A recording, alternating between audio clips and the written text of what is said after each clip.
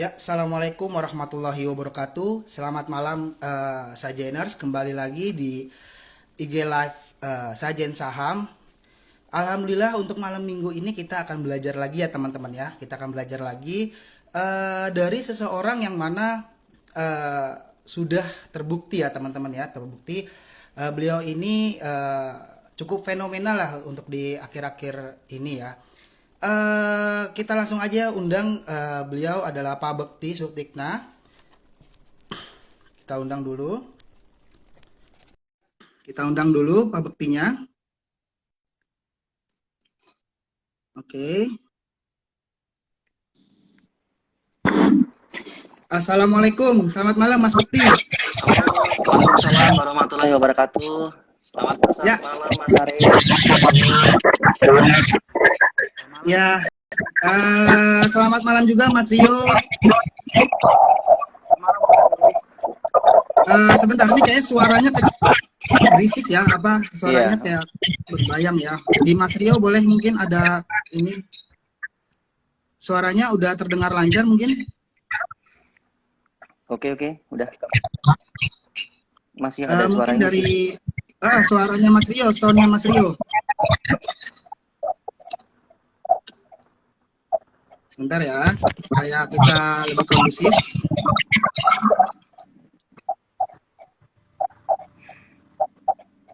Oke. Suaranya oke. Ready ya? Ya, Assalamualaikum Oke. warahmatullahi wabarakatuh. Selamat malam teman-teman Sajeners semua. Kembali lagi di IG Live kita ya, IG Live kita. Alhamdulillah untuk malam ini kita berkesempatan nih live bareng dengan Mas Bekti ya. Tentunya aku dibarengi dengan Mas Rio ya, tim dari Sajen Saham. Selamat malam Mas Bekti sekali lagi. Assalamualaikum. Waalaikumsalam warahmatullahi wabarakatuh. Selamat malam Gimana Mas. kabar Mas? Alhamdulillah baik. Alhamdulillah. Mas Rio gimana kabar Mas Rio? Alhamdulillah baik juga Pak. Ya, di IG Live kali ini mungkin kita sedikit berbeda ya Mas Bekti ya. Jadi memang sesuai tema kita beli bungkus jual how to use tape trading on market ya. Jadi memang kita malam ini mencoba membedah apa sih itu tape trading, apa itu sih mungkin tape trading ini adalah senjata untuk para seorang scalper ya Mas Bekti ya. Gitu ya. Iya, Nah, benar. sebelumnya gini Mas, untuk minggu ini mungkin kita untuk awal ini kita mungkin akan membahas sedikit tentang ISG kita ya Mas ya. Untuk minggu ini kan untuk ISG kita ini mengalami gap up ya, itu di tanggal 2 Juni ya, gap up tanggal 2 Juni ya. Nah, menurut pandangan Mas Bekti itu untuk ISG minggu depan itu seperti apa Mas? Dengan melihat ada gap up seperti ini Mas. Oke. Silakan. Terima kasih Mas Arif dan Mas Rio. Iya. Jadi kalau saya pribadi nih untuk review seminggu ke belakang, kalau untuk hari Senin, jujur saya waktu itu di Jakarta, jadi tidak terlalu bisa mantau market, bahkan saya hampir nggak transaksi ya, karena kesibukan di Jakarta. Tetapi saya melihat waktu penutupan IHSG, di mana IHSG naik signifikan 1,6% kurang lebihnya. Jadi waktu itu saham-saham ditopang saham-saham LQ45. Setelah akhirnya kita sekian lama sideways, akhirnya hari Senin itu cukup mengangkat indeks kita. Kemudian hari Selasanya kita kan libur. Rabu, Kamis, Jumat kemarin saya baru mulai transaksi karena hari Senin saya kan nggak bisa. Nah, untuk hari Rabu sendiri saya melihat bahwa Rabu dan Kamis IHSG masih oke, naiknya di atas 1%, di mana ditopang oleh saham-saham blue chip ataupun RQ45. Nah, saham-saham itu pun saya rasa waktu itu kemarin saya memanfaatkan peluang untuk transaksi di saham-saham itu cukup saya memanfaatkan intinya peluang di saham-saham LQ45 karena waktu itu sangat ramai sekali. Nah, kalaupun untuk hari Jumat sendiri di mana terjadi correction ya, menurut saya itu sangat wajar sekali karena kita 3 hari berturut-turut ya naik signifikan.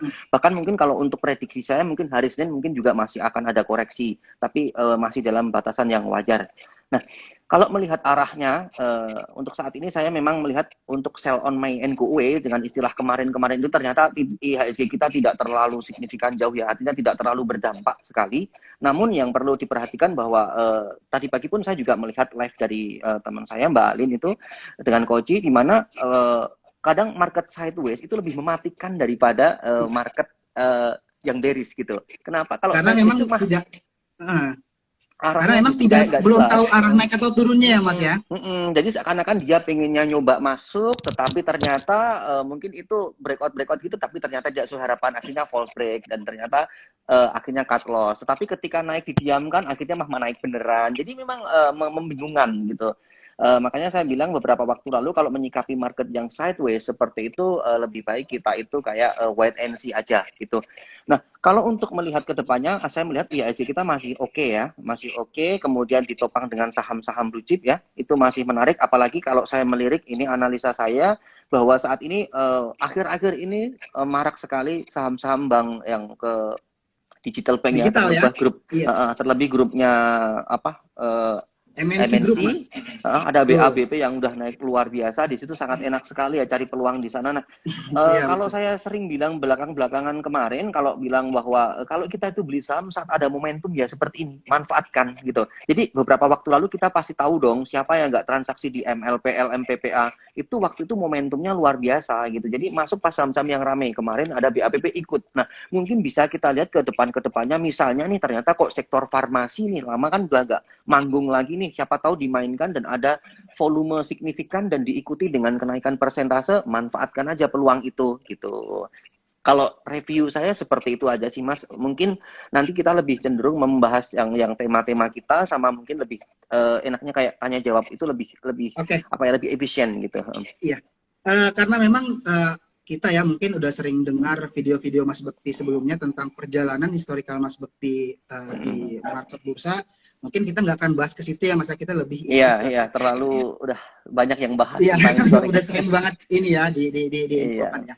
Uh, Seperti ini Mas, aku coba sedikit membahas lagi tentang MNC Group ya.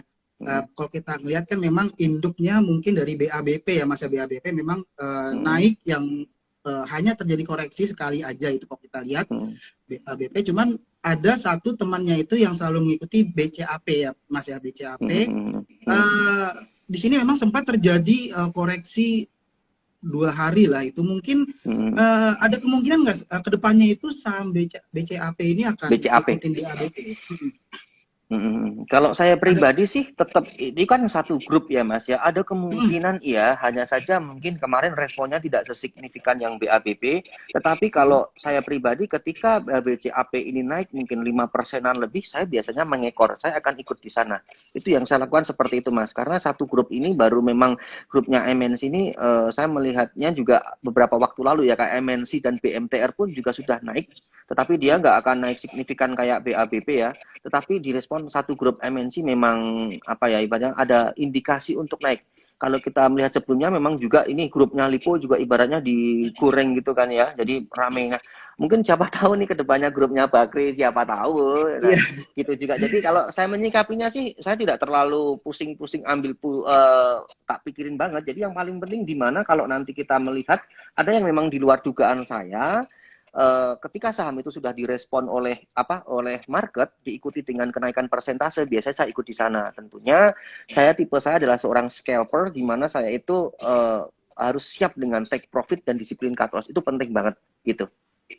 Artinya memang kita benar-benar memanfaatkan peluang yang ada ya Mas ya. Iya. Jadi kayak mau saham BCAP yang naik ya kita ikut gitu ya Mas ya. Iya. Nah Mas, ini back to tema kita nih Mas, beli bungkus jual kan Mas Bekti sering utarakan statement itu ya di video-video sebelumnya. Itu mungkin termasuk dari tab trading analis ya. Yang mana tab trading analis itu kan ada yang namanya seperti marking close, lalu ada yang namanya make supply and demand, lalu juga ada yang namanya mungkin pump and dump gitu ya. Mungkin Mas Bekti bisa jelaskan dulu Mas, apa sih itu tab trading dan apa sih istilah-istilah yang tadi itu loh Mas. Oke. Jadi teman-teman, saya ingin jelaskan sedikit tentang yang disebutkan tadi, bahwa di sini saya lebih berbicara mengenai masalah tape trading itu lebih ke volume ya, pengamatan bid dan offer. Jadi sekali lagi perlu ditegaskan di awal, saya tidak membicarakan fundamental atau lebih mengerucut ke teknikal, enggak, tapi kita ada metode, mungkin kalau saya pribadi lebih ke tape trading. Ini kaitannya dengan istilahnya bandarmologi. Nah, tape trading sendiri itu berasal dari kata istilah, kan kita mengamati bid dan offer, di mana disinilah motif-motif orang itu untuk mengelabui pasar, seolah-olah ini mungkin mau dinaikkan atau diturunkan dari sini dengan cara pembacaan bid dan offer. Yang pertama adalah marking the close. Marking the close itu kalau kita melihat, kalau nggak salah waktu itu harinya hari Kamis yang lalu, yang minggu lalu, itu kan Mm-mm. perbankan sore hari di shot ke bawah kan. Nah itu yang saya Mm-mm. maksud dengan marking the close. Jadi ketika jam 14.49 atau 14.50 mau pre-closing, itu harga waktu itu BRI dan teman-temannya masih hijau. Tapi begitu closing langsung di shot asing ke bawah. Ini namanya marking the close. Itu kalau itu yang turun. Ada juga yang bawah. Kalau kita melihat memang dari hari Senin, hari Rabu, hari Kamis kemarin banyak itu saham-saham yang LQ45 di mana dia itu justru malah ditarik ke bawah. Saya punya pengalaman juga waktu hari Kamis ya. Kamis itu saya beli Astra, kemudian pengen saya jual aja di harga ini, harga BEP-nya. Tapi ternyata justru direspon oleh pasar di mark the close oleh asing. Jadi malah saya malah untung bisa laku di harga atas gitu, ditutup di harga atas. Padahal niatnya saya di 10 menit pre-closing itu saya pengen jualan di harga BEP aja gitu. Tapi ternyata mandi ini jadi ada berkahnya juga kalau naik yang mau antri jual, dan di sisi lain ada juga yang kasihan mungkin kalau misalnya kasusnya pas waktu BRI dan teman-temannya Big Bang itu yang hari Kamis itu di short ke bawah, jadi dia beli ternyata kok closing mah justru ditarik ke bawah. Itu namanya marking the close. Tujuannya untuk apa? Nah ini biasanya dipakai untuk menaik apa ya, ibaratnya untuk membuat persentase harga saham di hari itu bisa naik ataupun turun signifikan. Biasanya juga dipakai ini ketika ada istilahnya kita window dressing, di mana di bulan Desember untuk mempercantik laporan keuangan biasanya ditarik ke atas. Saya punya pengalaman juga waktu itu mau pre-closing itu masih biasa harganya. Begitu closing, wow ditarik sampai arah gitu. Jadi aneh juga, ini 25% hanya closing aja. Jadi secara laporan keuangan untuk tutup buku di tahun itu cantik karena dia ditutup di harga atas gitu. Karena harga saham kan mencerminkan kinerja perusahaan gitu. Itu marking the close, Mas. Kemudian kalau pump and dump yang kedua, itu jelas ya.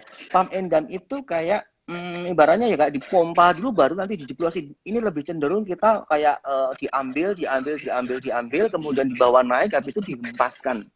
Itu pump and dump. Kalau fake demand supply itu kita melihat dari bid dan offer, di mana bid offer itu semu, permintaannya semu ataupun offernya semu. Nah ini ada beberapa motif nih. Kalau kita itu semua pengen accumulation, nah ini biasanya dipakai buat dana gede yang pengen dia itu ngambil barang banyak. Saya ambil contoh misalnya harga 100 perak. Misalnya saham apa ya? Misalnya Friend aja ya. Friend 100 perak, walaupun sekarang harganya nggak segitu. Contoh aja ini contoh. Nah, 100 perak itu saya ambil dulu. 100 perak. Saya masih pengen punya barang. Barang yang sudah saya ambil akan saya antrikan di 102, 103, 104, 105. Hingga membuat offer itu tebal. Kalau over tebal itu kan orang males untuk narik, ya kan? Orang pengennya mungkin putus asa, dia pengen breakout gitu mau beli, tapi ternyata nggak jadi naik, akhirnya putus asa karena tekanannya itu tebal, overnya tebal, dia banting. Di sisi lain, aku nerima nampung terus nih di harga bawah. Nah, setelah harga bawah itu aku ambil, baru nanti overnya aku withdraw, harga itu langsung akan biasanya tipis kan, overnya akan naik gitu. Ini contoh aja kalau itu untuk fake demand supply, di mana ketika saya itu beli, itu juga bidnya akan ditebelin. Itu akan membuat seolah-olah saham itu akan naik. Karena analoginya ketika harga 100 perak saya ambil, 101 saya ambil, kemudian 98, 97 saya kasih benteng gitu kan ya. Orang akan berpikir kalau saya antri di 101 ke bawah nggak akan dapat, mereka akan berpikirnya langsung HK di 103, ya kan? Lah analoginya, karena di sini tebal semua, kalau ngantri nggak akan dapat gitu. Nah, ketika mereka pada masuk akan mempengaruhi orang lain juga akan berpikir kalau saya antri nggak akan dapat, dia akhirnya tabrak 104, 105. Dari situlah saya baru bisa mendapatkan peluang ketika saya itu bisa dapat barang, baru saya jual di harga atas gitu. Itu yang saya lakukan kurang lebihnya seperti itu sih, Mas. Untuk motif-motifnya untuk di bursa efek. Jadi kalaupun saya mengibaratkan lebih mudah analogi di pasar tradisional, itu misalnya harga bawang putih itu 25.000 per kilogram. Nah, sekarang kalau di pasar itu tiba-tiba langsung saya datangkan truk berwarna merah, saya borong nih, warna truk saya merah ya, anggap aja saya borong nih semua persediaan bawang putih, kemudian harga 30.000 pun saya beli lagi pakai truk warna merah, langsung di pasar itu saya kasih truk berjejer warna merah, akan menimbulkan gejolak di pasar. Ini wah ternyata bawang putih permintaannya banyak, kalau kita nggak akan dapat, akhirnya mereka menjual dengan harga beli. Ketika harga itu naik, saya bisa jualan di harga atas karena kan saya belinya harga 25 ribuan nih. Truknya langsung saya withdraw, saya suruh udah pulang. Oh, Berarti kan antrian truknya kan semu gitu. Jadi kan kayak iya. ngelabuhin pasar gitu. Gitu. Lowong gitu ya Mas antriannya jadinya ya gitu ya. Ya, bener banget. Makanya kalau beli yang seperti ini, saran saya jangan sampai membeli saham-saham yang volumenya kayak nggak imbang. Artinya bidnya terlalu kuat banget, tapi overnya tipis. Jadi kalau saya melihat kemarin kayak LMPI itu semu banget. Jadi ya hindari gitu, nggak usah masuk saham-saham yang kayak gitu. Seperti Oke. itu. Mas, Eh, eh, sering juga ini Mas ya di saat closing Mas ya, Eh, bidnya itu menebal Mas ya, sering banget itu ya mm, saham-saham yang mm, misalnya udah jadi top gainers, di mm, saat closing bidnya menebal. Nah, banyak yang berasumsi kalau besoknya itu petanda naik tinggi. Nah, menurut Mas Betty itu petanda apa seru. gitu? Kalau bidnya Ini seru menebal ini. tiba-tiba gitu kalau closing. Eh, jadi itu Kadang kan ada yang suka menjaga harganya gitu loh Mas. ada orang bilang Ah, bid ah. super tebal gitu kan ya. Ya Iya. jadi memang gini lah. Kalau saya melihatnya memang itu sebenarnya motif nih lebih cenderung orang yang mungkin punya duit banyak ataupun mungkin punya motif tertentu atau mungkin dia punya skenario di saham itu di mana dia ingin menimbulkan seolah-olah saham ini tuh masih permintaannya masih banyak banget gitu. Jadi kalau untuk ukuran pastinya sebenarnya juga nggak pasti juga, tetapi itu bisa kok dikelabuhin. Jadi saya juga sering kadang itu misalnya saya punya barang A gitu ya, udahlah bercermin aja kemarin contoh aja ini juga sudah saya jual saham Hero misalnya ya. Hero itu ketika 3 hari yang lalu dia Iya, kan iya. ada berita kan Gerai Giant ditutup, di mana Iya, waktu itu Mas justru ditutup 2 hari ya. auto reject atas kan, auto reject atas kemudian Mm. terjadi correction ARB justru sorenya itu saya ambil saya kasih lot tebal sekali itu masih saya screenshot juga itu jadi buat tebal tapi justru itu membuat seolah-olah memang biar itu perbitnya tebal ya memang direspon besok paginya mungkin harga itu akan naik gitu seperti itu jadi itu cuma motif aja sih walaupun menurut aku itu memang bukan ukuran sebenarnya tetapi itu bisa dipakai buat seolah-olah gitu membuat bahwa saham itu tuh permintaannya banyak gitu dan biasanya mereka pada ngasih bid tebal itu di detik-detik mau closing 15, 14, 50 tuh udah Lima. pada mulai enteran dia sehingga nanti ditebal kenapa dia kok nggak berani dari awal karena kalau awal bisa dikasih barang bisa diguyur gitu bisa dijual makanya dia biar cuman menimbulkan dia memang nggak ada niatan untuk mendapatkan barang itu semuanya dia sudah biasanya udah punya barang tetapi dia hanya saja pengen menimbulkan kesannya di detik-detik terakhir itu tebal sekali biasanya udah 14.50 sorry 14.50-an itu sudah mulai pada ngisi bid tebal ini hanya motif aja menurut saya gitu. Nah, Mas aku mau nanya nih Rawan Mas, berarti Mas bagaimana ya. sih cara kita tuh menghindari kan terkadang Hmm. memang ada dua kemungkinan ya Mas ya. Yang pertama Hmm. memang agresif buyer itu Ya, ada di saham itu ya. halo Mbak Alia, sebentar ya, apa teman? Halo Kak Kalia. Nah, baik tadi Mas, bagaimana sih cara kita tuh menghindari Hmm. kadang kan memang hal itu kan terjadi dua skenario ya Mas ya. Yang pertama memang agresif buyer itu tebal, artinya memang respon pembeli itu bandar dan retail mungkin sama-sama antri beli ya. Nah, ada juga skenario yang kedua itu memang harga itu dijaga supaya tidak turun ke bawah. Lalu besokannya itu terkadang suka naik lalu dibanting gitu ya Mas ya. Misalnya kita sebut bandar kode-kode bandar yang seperti itu ya Mas ya. Bagaimana sih Mas cara kita nih sebagai retail nih untuk menghindari hal-hal yang seperti itu Mas? Ya kalau saran saya sih gini Mas, kalau yang saya lakukan itu saya biasanya kalau sore hari kan saya sering bilang untuk mengosongkan porto ya Mas ya. Ada memang sebagian orang justru sebaliknya. Jadi di saham ini kita nggak perlu menyamakan antara saya dengan yang lain-lainnya. Semua orang punya caranya masing-masing. Kalau saya lebih suka sih ketika sore saya jual. Biasanya kalau saham ini nggak arah, saya jual. Mendingan saya pikir untuk esok harinya lagi aja. Lebih aman. Malamnya saya nggak kepikiran dan juga untuk esok harinya itu karena ada juga langsung rontok gitu ya. Ada juga yang memang langsung naik. Tapi yang saya lakukan adalah saya lebih baik daripada sesuatu hal yang belum pasti, mendingan saya kosongkan portonya. Nah, kemudian tips yang kedua itu yang jelas carilah saham-saham yang di mana volumenya kuat atau dia tidak dari tidak bangkit dari tidurnya. Maksudnya gini, ketika saham itu mungkin dari tidur lama 50 tiba-tiba arah, ini hati-hati juga, kadang esoknya bisa langsung dibanting, ya kan? Kemudian kalaupun untuk cari sahamnya, tolong cari saham yang benar-benar bid overnya imbang. Misalnya kalau saya melihat kayak MLPL, kemudian ada namanya BAPP, itu kan volumenya gede-gede. Jadi kalau langsung Iya. tiba-tiba drop jatuh gitu, ada step-stepnya.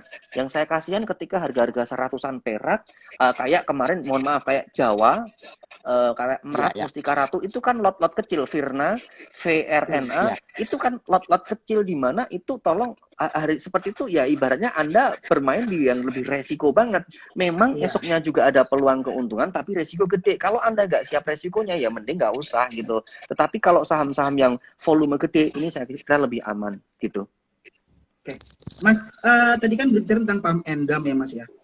Untuk seorang retail kan terkadang kita ya maksudnya lebih percaya aja dengan someone gitu ya yang katakan dipompong gitu. Nah itu gimana sih Mas supaya kita tuh terhindar dari skenario dia punya gitu loh Mas. Terkadang Ya.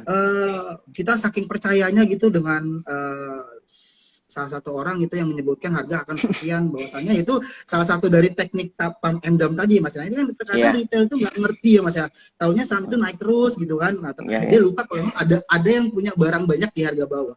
Gimana Mas cara tipsnya tuh supaya kita menghindari hal-hal seperti itu?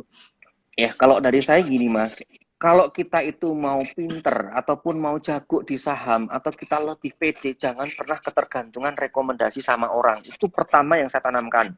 Tetapi kalau dia masih tahapnya newbie, masih awal, monggo, artinya mungkin silahkan Anda sama teman-teman sharing, Anda ikut join grup kelas, nggak apa-apa. Karena memang Anda berawal dari nol kan, belum tahu, nggak apa-apa. Anda silakan ikut kelas-kelas berbayar atau apa, dimanapun, saya netral, ikut yang apapun, kayak apapun silahkan. Cuman, jangan sampai Anda berpikirnya gini, jangan sampai ke depannya Anda cuma disuapin terus, kasih rekomendasi buat apa, ini buat apa, Anda nggak akan pernah pinter gitu.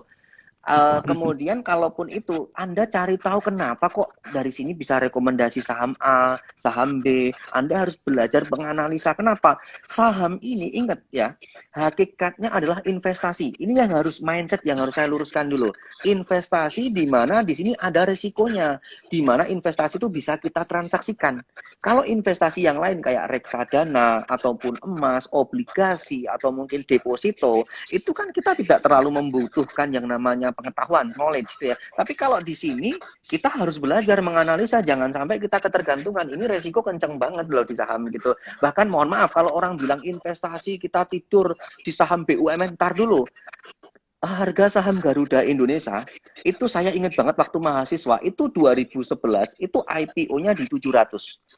Selama 10 tahun maskapai Garuda itu belum pernah balik ke harga BEP-nya ataupun lebih. Sekarang malah udah ada berita di mana Garuda mau pilot dan lain sebagainya, harganya ARB terus di 200-an. Ini Anda nyimpen uang 10 tahun yang lalu sampai sekarang nggak ada artinya, Anda nggak dapat apa-apa. Terus Anda kalau cuma punya berargumen, wah itu Garuda masih beroperasi kok, masih terbang kok. Anda jangan berpikir seperti ini. Anda harus benar-benar bisa menganalisa. Kembali ke awal tadi Mas, untuk masalah tema bahwa yang Mas tanyakan bahwa kalau untuk di awal ya yang paling penting harus pinter-pinter ini aja sih Mas, rajin menganalisa saham, jangan males, intinya kuncinya itu aja sih Mas kalau dari saya gitu. Oke. Oh iya. Nah, ini juga Mas, sering juga nih Mas ya, kan setelah adanya bid over palsu ya, dan kemudian dibanting. Nah, kebanyakan kita setelah dibanting masih berharap ya Mas ya, masih berharap kembali. Nah, menurut Mas Betik itu setelah dibanting itu biasanya ada kemungkinan untuk balik lagi atau lebih bagus kita lupain gitu?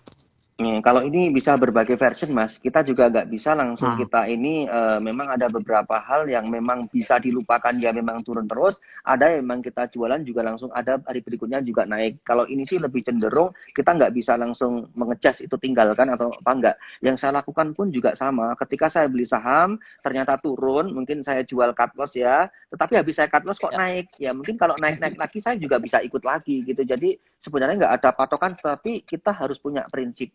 Dimana kalau kita itu mau jadi trading, kita harus temennya kita ini adalah cut loss, kita harus punya disiplin mengamankan aset.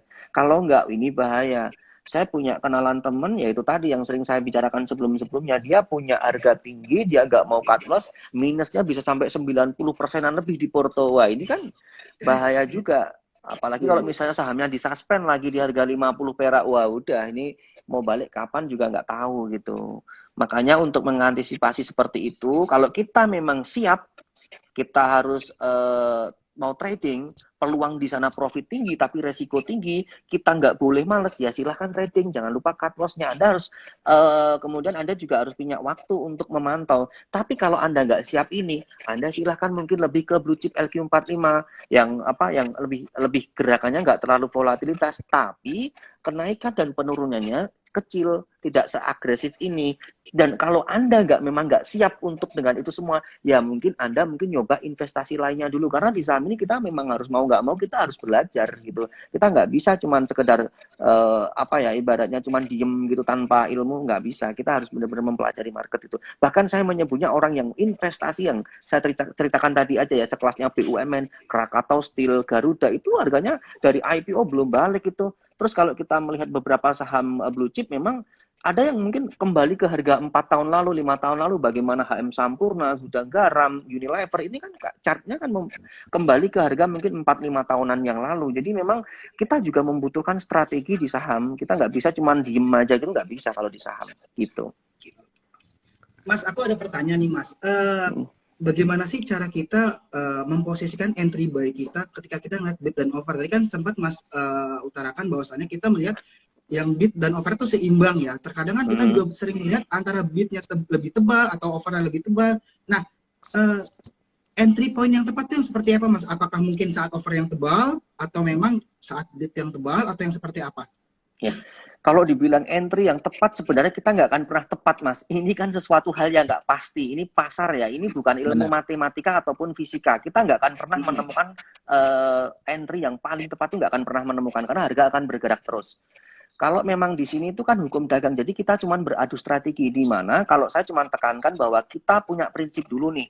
Safety, kemudian money management, manajemen resikonya itu kita kantongin dulu dalam prinsip kita dalam bertrading. Kemudian setelah kita itu mau entry, yang perlu dipertimbangkan ya tadi volumenya setidaknya harus yang seimbang lah. Saran saya kepada pemula, apalagi jangan sampai Anda cuma tergiur karena persentase naik, tapi Anda lupa akhirnya dibanting gitu, Anda baru bilang kapok-kapok dan sebagainya. Jangan. Tetapi kalau untuk entry biasanya saya melihatnya ketika terjadi peningkatan volume dan harga itu mungkin range sudah direspon pasar mungkin bisa 3 atau 5%-an, biasanya saya sudah melirik, Mas. Itu sebenarnya yang saya lakukan seperti itu.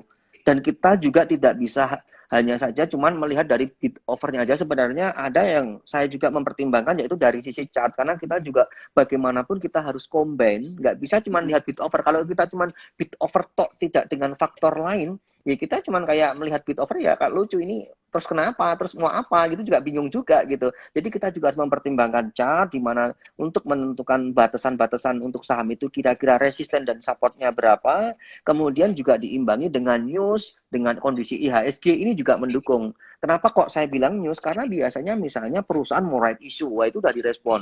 Terus kenapa kemarin saham BABP itu bisa naik signifikan padahal dulu dia tidur di 50 perak? Ya karena news, karena bank digital dapat izin OJK bla bla bla bla kemarin newsnya. Masalah besok itu iya apa enggaknya? Apa mungkin manajemen membantah atau mungkin ternyata belum direstui OJK walaupun kemarin mungkin sudah ada suratnya atau apa, harga langsung longsor, ya itu memang permainan di pasar seperti itu. Yang paling penting Anda masuk di harga berapapun, all time high pun juga nggak masalah, tapi punyalah prinsip bahwa Anda kalau trading itu harus punya batasan remnya. Kalau yang saya tekankan seperti itu. Jadi kalau Anda mungkin lihat dari sisi mungkin seorang fundamentalis, Anda tawarkan nih saham BABP, Anda lihat ini laporan keuangannya nggak oke, nggak berani beli, bla bla bla bla bla gitu. Anda kalau lihat teknikal waktu di awal dulu, masih awal banget ya, belum ada news mungkin nggak, tapi mungkin udah naik dari 50-an perak mungkin sampai area 90-an, baru kita bisa prediksi secara teknikal, ada berita bagus untuk saham itu, ya biasanya direspon gitu. Dan sekarang saran saya nih, kita harus review kepada para teman-teman, jangan Anda greedy. Contoh, Kemarin kayak saham SAMF itu ya, dia udah naik tinggi banget kan. Kemudian ARB berjilid-jilid ya wajar karena dia turun. Saham TEJ itu juga ARB digembok lama turun lagi. Ini kasusnya kayak BNBA dulu, BGTG yang waktu heboh-hebohnya digital bank itu turun akan seperti itu. Nah, kalau untuk BABP menurut saya teman-teman juga harus lihatnya gini, ini kan dari 50-an perak. Ya, baru beberapa bulan yang lalu tiba-tiba hanya dalam waktu signifikan kemarin sudah nyampe 200-an berapa? 200-an 90 atau 80-an itu. Nah, di situ ini kan 90. sudah hampir 6 kali lipat kan. Anda harus tahu ini 6 kali lipat gede juga loh. Jangan sampai Anda justru cuci piring di sana. Nah, terus gimana bukti? Kalau saran saya, kalau di situ memang ada peluang, oke. Cuman kalau Anda masuk, jangan lupa Anda remnya. Anda jangan pertahankan argumen Anda. Ini nanti ini kok mau digital bank kok aman masih nggak apa-apa lah. Anda konyol kayak seperti itu kalau untuk seorang trader. Anda harus disiplin. Ketika nanti Anda nyoba masuk misalnya di 270 atau 280 atau mungkin besok misalnya dijebol di 300, Anda masuk, bagi saya no problem kalau Anda niatnya trading. Kalau investasi jangan saran saya. Tapi kalau untuk trading nggak apa-apa. Tapi ingat kalau turun berapa persen, kalau saya sih batasin 2-4%, baru saya akan jual. Jadi disiplin Anda akan selamat. Memang pahit dan resiko, tapi kita waktu itu mau memutuskan untuk beli saham itu pasti kita punya prediksi di mana harga itu pas akan kemungkinan naik kan, walaupun mungkin kalau ternyata tidak direspon pasar, ya udah kita harus berani cut loss, harus tega gitu. Oke, Mas, saya lihat tadi di kolom komentar banyak banget nih Mas pertanyaan-pertanyaan. Nah, yang paling banyak yang saya lihat pertanyaannya begini Mas ya.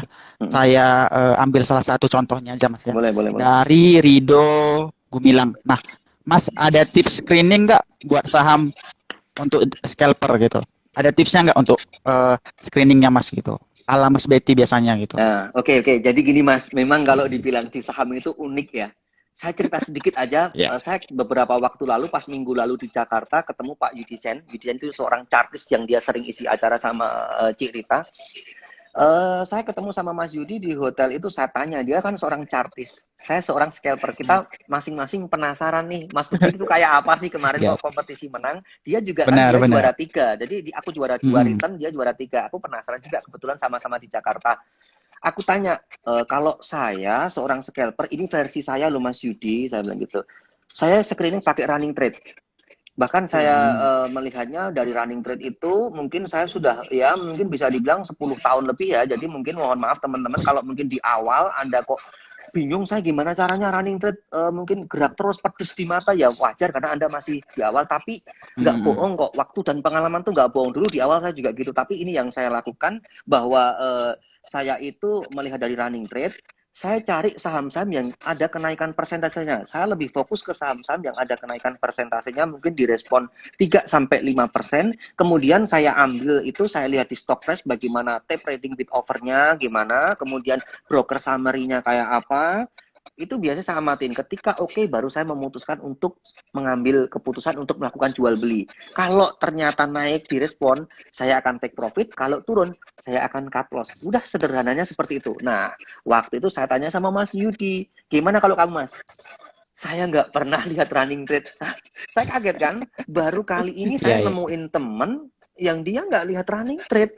Jadi dia memang seorang chartis, dia mengamati dari monitornya itu beberapa saham di stock price bisa mungkin 40 jenis. Dia mencari dengan metodenya dia, dengan chartnya, menganalisa, dia dikasih alarm dan lain sebagainya, itu bisa menghasilkan cuan gitu. Jadi memang saya menyebutnya 1000 jalan menuju ke Roma gitu ya. Saya nggak lihat running trade, saya lihat running trade, Mas Yudi nggak lihat running trade. Tapi beda, tapi sama-sama bisa menghasilkan cuan gitu kan. Kemudian yang dilakukan seorang trader apa? Saya sama Mas Yudi kalau turun kamu ngelakuin cut loss apa average? Saya bilang gitu kan. Oh, saya cut loss Mas, bilang gitu. Oh, sama kalau ini, sama. Saya juga kalau turun udah sama cut loss, udah mendingan pahit. Jadi kayak ibaratnya saya ngakuin kesalahan, saya nggak mau mempertahankan argumen saya akui salah, saya introspeksi, saya cari saham lainnya atau mungkin kita lihat nanti ke depannya gimana. Kemudian di sisi lain, seorang chartis, Mas Yudi, dia menyimpan saham itu, dia bisa disimpan dalam waktu yang agak lama. Jadi dia tuh beli saham ini mas, nanti harga ini masih berpotensi di sekian, tapi membutuhkan waktu sekian, secara chartnya juga masih gini gini gini gini. Saya cuma bilang, Mas Yudi, saya nggak bisa kayak gitu. Saya memang mentalnya memang day trader. Jadi kalau saya peluang profit itu udah untung berapa persen, saya bungkus, saya jual. Saya cuma bilang gitu. Jadi ini ada perbedaannya juga lagi selain tidak melihat running trade gitu. Jadi masing-masing orang di saham itu sebenarnya unik ya. Jadi kita nggak perlu membandingkan satu dengan lainnya. Tetapi kalau bertanya bagaimana cara saya, ya itu yang saya lakukan dari dulu seperti itu gitu. Screening di running trade, cari Mas, persentase yang ini naik. nah ngomong-ngomong mengenai running trade nih Mas ya, mungkin teman-teman di sini yang udah terbiasa juga melihat running trade pasti sering nih ya ngelihat spam satu lot. Nah, itu menurut Mas tandanya apa sih biasanya spam satu lot di running trade? Kalau itu kan untuk mancing aja sih ya Mas ya. Jadi kan itu pakai metodenya macam-macam itu kayak matrix atau di split gitu kan bisa. Jadi saya itu biasanya untuk mengelabui di running trade. Tetapi yang perlu saya tegaskan ini kalau untuk teman-teman kalau cuma satu lot itu kan nggak ada nilainya. Tetapi kalau dia ngambil dalam jumlah jumbo lot gede, ini berarti ada pembelian yang cukup signifikan. Baru saya perhatikan. Tapi kalau cuma satu lot nggak perlu saya ini. Kadang saya juga sentuh kanan satu lot itu juga iya. Kadang buat pancingan running trade aja sih gitu.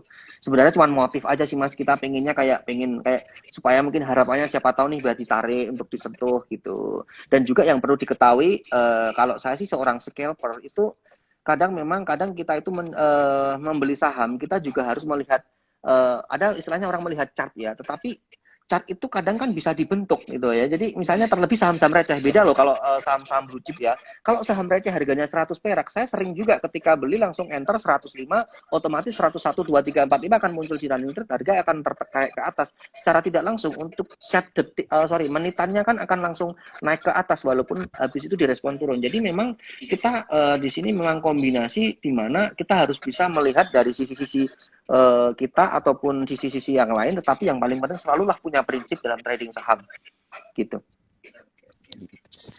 Mas ada pertanyaan lagi nih di kolom komentar. Mas Bekti ini biasanya berapa emiten sih per hari itu untuk trading gitu loh? Terkadang kan memang banyak trader itu over trade ya, jadi dia terganggu psikologisnya. Nah, untuk seorang scalper pun juga harus menjaga psikologisnya nih Mas. Ideal tuh berapa Mas? Artinya supaya kita bisa terjaga. Sebenarnya kalau dibilang ideal berapa juga gak ada pastinya juga masih di sini kan. Kalau saya pribadi, saya sebenarnya kan seorang day trader. Jadi di mana kalau dibilang in out, saya tuh banyak sekali mas saham. Bisa dibilang cuman yang biasanya mengendap di porto dalam artian misalnya saya beli, kemudian itu harga itu akan naik. Saya biasanya mengambil 2 atau 3 jenis saham aja. Biar apa? Biar tidak terlalu pusing dalam hal untuk memantaunya. Yang saya lakukan seperti itu aja sih Mas. Tetapi yang saya lakukan juga ada in out terlalu sering di saham sehingga satu hari itu mungkin saya pernah trade confirmation tuh bisa sampai 5 sampai 10 lembar tuh bisa gitu. Nah, begini juga Mas yang jadi pertanyaan. Nah, di saat Mas out gitu Mas ya, apakah cuma mantau satu saham atau ada beberapa saham yang Mas udah masukin sekali pantau semua gitu?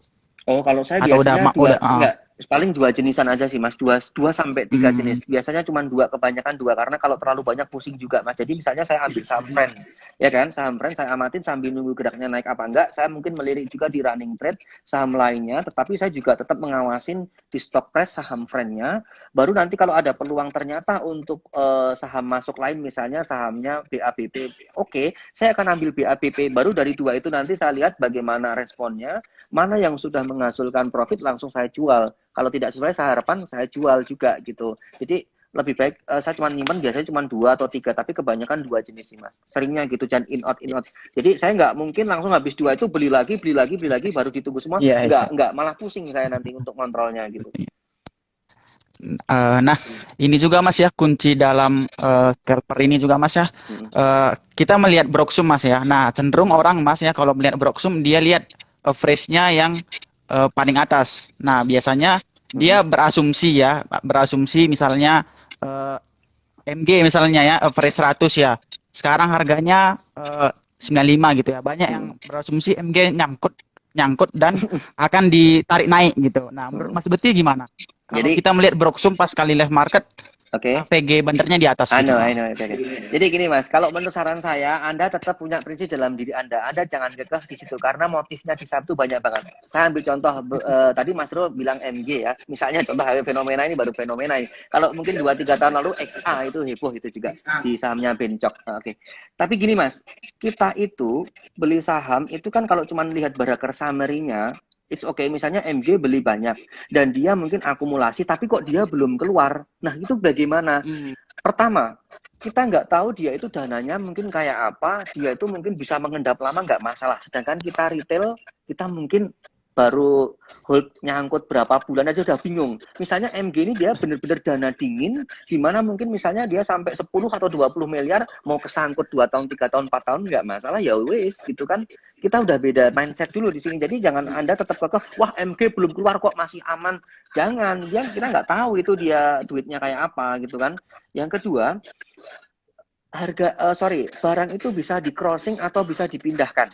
Contoh saya itu punya MG, saya punya YP, saya punya CC misalnya. Nah, saya belinya pakai MG. Wah, seolah-olah saya punya di MG banyak kan. Itu ada kita minta ke sekuritas, cuman bayar kalau nggak salah dulu 22.000 perak, tapi saham itu bisa pindah ke YP.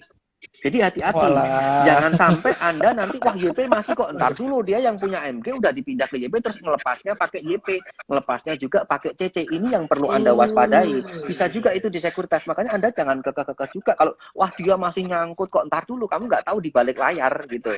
Karena saya pernah dulu kerja di sekuritas dan memang ngurusin orang-orang yang kadang pindah sahamnya ke sekuritas lain gitu. Jadi kuncinya yang paling penting, bahkan besok kalaupun kode broker itu ditutup, kalau Anda itu sudah menerapkan trading plan, di mana kalau saya itu beli mungkin turun 2 atau 4% dari saham yang saya miliki, saya jual, ya udah.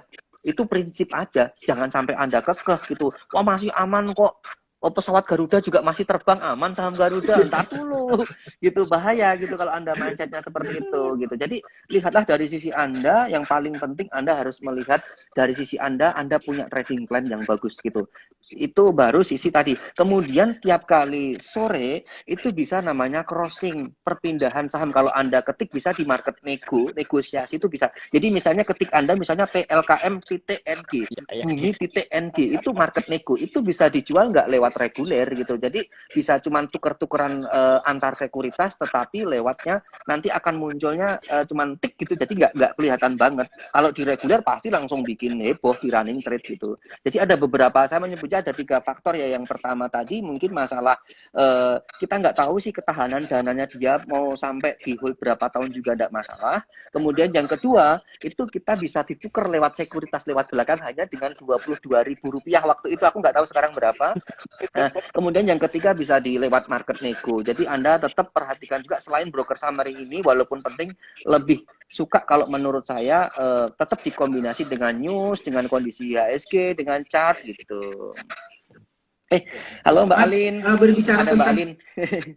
iya, Ya. selamat malam Khalid. Nah, gini Mas, aku mau nanya nih Mas, memang untuk seorang scalper kan memang harus selalu mantau pergerakan harga ya. Pernah nggak sih Mas Bekti itu mengalami kecelakaan gitu? Maksudnya ketika Mas harus mantau, ini tuh tiba-tiba harus meninggalkan monitor, pernah nggak gitu? Terus apa yang Mas lakukan saat itu? Ya, jadi kalau pengalaman yang buruk-buruk di saham itu saya pernah semua, Mas. Jadi yang pahit-pahit pernah. Kenapa saya bisa bilang seperti ini? Karena saya pernah punya pengalaman buruk. Pertama, contoh, misalnya waktu dulu saya itu kayak mau trading, Mas. Saya nggak punya trading plan, alhasil saya pakai IndiHome di rumah, tiba-tiba listrik mati. Wah, mau enter gitu udah sinyalnya hilang. Kemudian juga saya nggak cuma pakai satu laptop, kadang pernah lupa ngecas, alhasil mati juga pernah. Pakai monitor listrik mati juga pernah. Itu juga faktor loh. Kalau mau dari day trader harus siapkan juga dari sisi internet, dari sisi monitor, itu penting. Kemudian juga kalau biasanya nih, kalau ada kegiatan di luar, saya ada kesibukan, itu yang saya lakukan adalah saya lebih baik saya kosongkan. Kenapa? Karena saya punya pengalaman juga ketika saya tinggal, saya nggak berani. Saya lebih percaya dengan jempol saya sendiri dan mata saya sendiri melihat langsung. Saya tidak mau mempertaruhkan uang saya sesuatu hal yang nggak pernah saya lihat. Ini konsepnya saya trading ya, bukan investasi ya. Lebih jangan salah paham. Jadi itu yang saya lakukan sebagai seorang scalper trader, di mana saya membutuhkan waktu itu bagi saya wajib.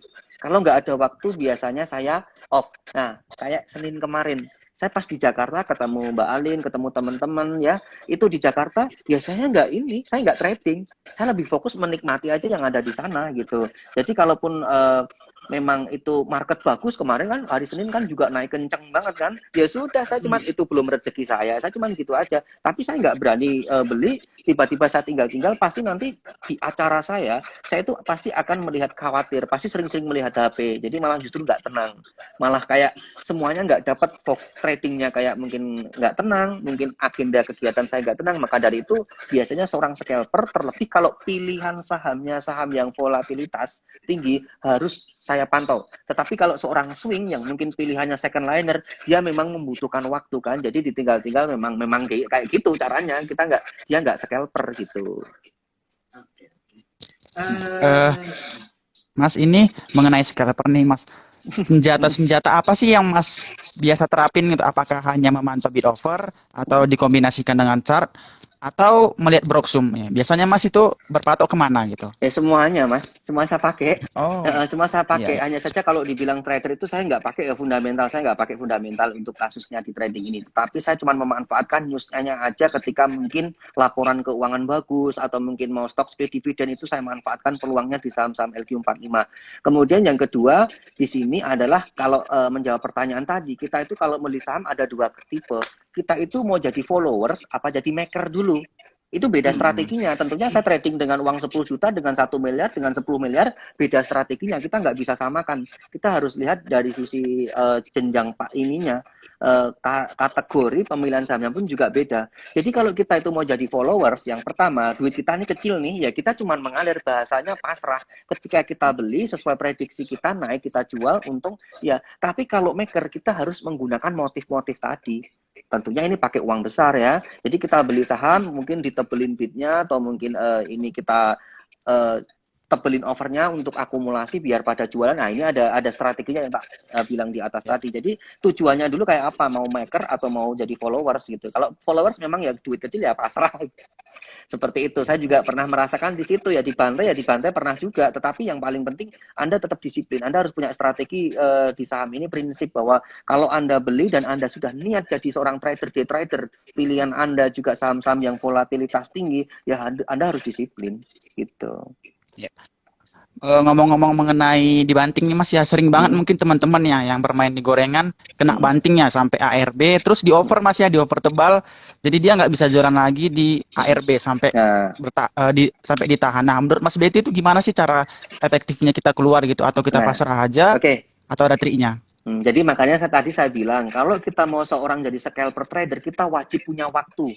Kalau nggak punya waktu, kita kan nggak bisa mantau. Nah, yang saya lakukan, saya itu kan range ARB saat ini kan range 2-4%. Tetapi kalau tiba-tiba itu tekanan jualnya tinggi dan melewati itu, ya saya tega untuk banting di harga kiri. Saya pernah cerita di live-live sebelumnya, di mana saya itu sempat banting harga bumi sampai rugi hampir 1 M lebih gitu. Jadi memang pahit waktu itu, tapi kalau nggak tak cut loss, lebih bahaya lagi.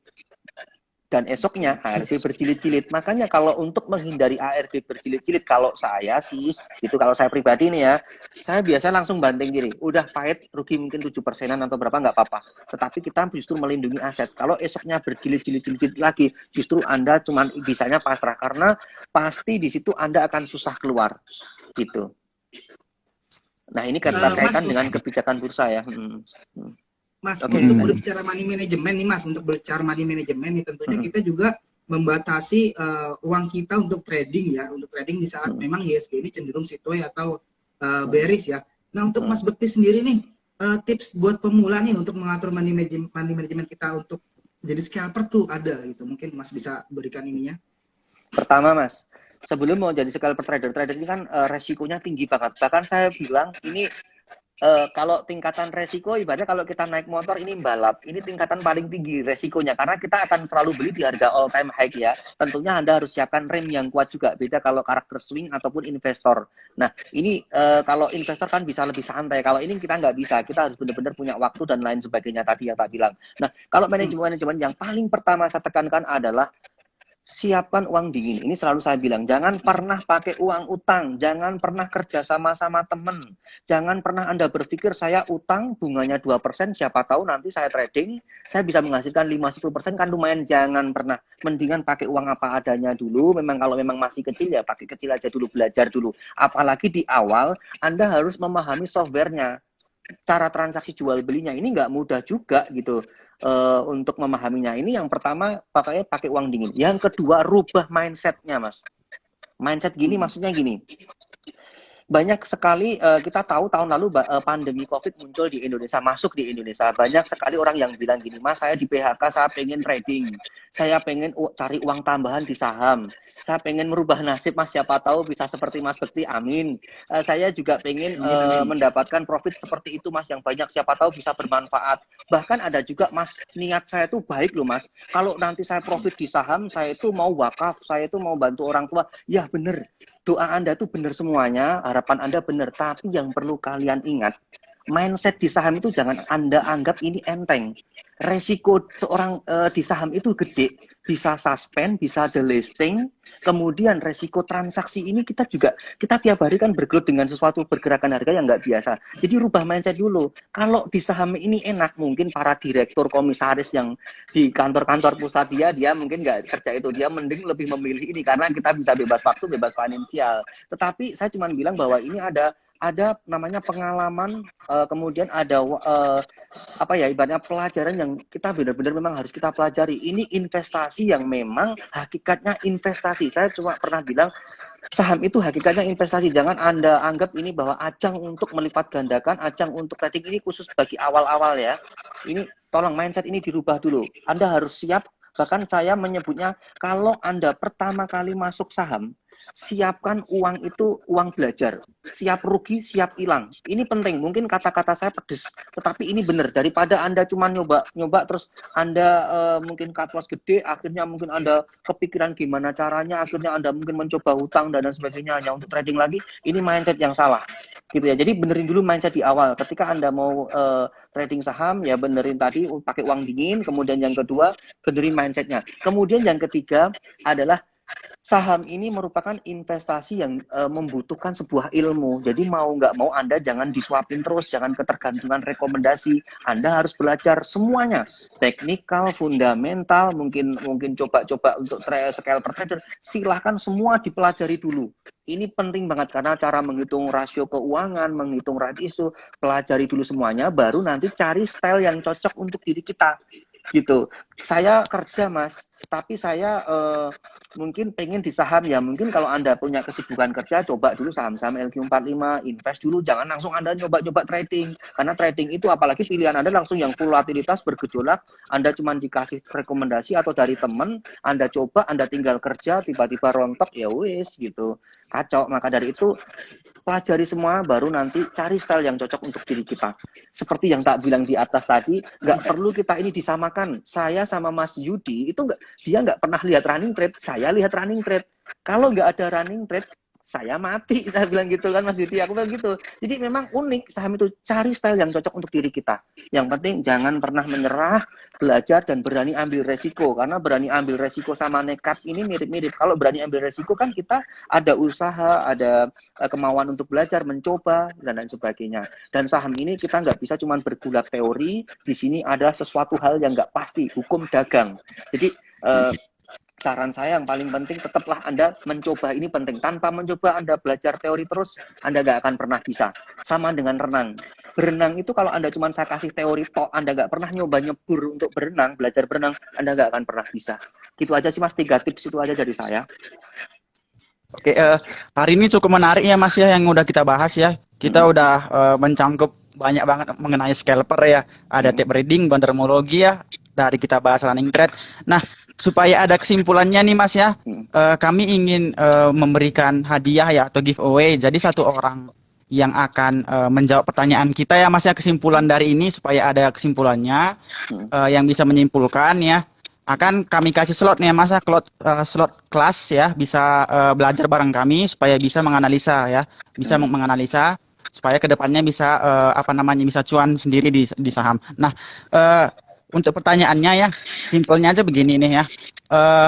pertanyaannya, hal apa sih poin penting dalam tape trading? Ini nanti dijawab di kolom komentar ya. Ini untuk teman-teman. Silakan dijawab di kolom komentar. Hal penting apa ya dalam tape trading yang harus kita perhatiin? Setelah kita menonton ya yang dibilang Pak Betty tadi gitu. Ya, Ya. jadi memang terima kasih nih buat Mas Bekti nih udah memberikan ilmunya kepada kita semua tentang tape trading. Jadi kita juga harus berhati-hati tentang apabila menemukan saham-saham yang ada namanya bid dan offer palsu gitu ya. Juga memang kita harus combine juga antara bid offer dengan charting dan lain-lain. Karena kendala waktu nih Mas ya, thank you banget. Mungkin kita cukupkan untuk live kali ini. Semoga kedepannya kita bisa live bareng lagi Mas, belajar bareng boleh, lagi, boleh. ajak teman-teman yang lain juga ya. Jadi Ya, teman-teman setelah tadi ada pertanyaan dari Mas Rio nih, mungkin teman-teman bisa jawab pertanyaan dari Mas Rio di kolom komentar kami karena memang kita akan ada giveaway yang mana kita akan berikan satu slot gratis ya untuk teman-teman yang bisa menjawab akan yang lebih menariknya itu. Kita kasih satu slot gratis untuk bisa belajar bareng kita di dunia trading ini ya. Gitu. Mungkin cukup sekian Mas Bekti. Thank you very much untuk malam ini. Semoga kita semua sehat dan semoga pandemi COVID-19 ini segera selesai ya dari Indonesia kita ini. Ya. Oke, terima kasih Mas. Terima kasih Mas Bekti, Mas Rio. Mungkin cukup sekian. Assalamualaikum, selamat malam, happy cuan. Oke, selamat malam. Waalaikumsalam. Terima kasih Mas Bekti. Waalaikumsalam. Saya live ya. Ya, terima kasih Mas Bekti. Kita live ya.